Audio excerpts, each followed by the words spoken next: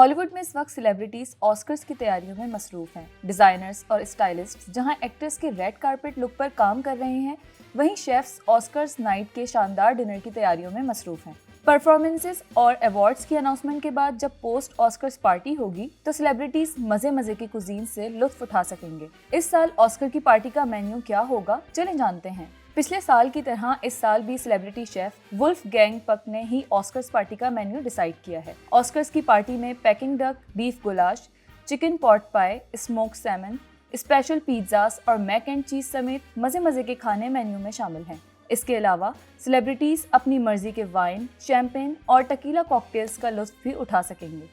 Chef Wolfgang पक पिछले 31 सालों से इवेंट के लिए केटरिंग फराहम कर रहे हैं, जिनका कहना है कि इस मर्तबा पार्टी में 35 से 40 डिशेस और साथ में मीठा भी होगा। ऑस्कर्स की तकरीब 2 मार्च यानी इतवार की शब लॉस एंजलिस के डॉल्बी थिएटर में मुनक्किद होगी।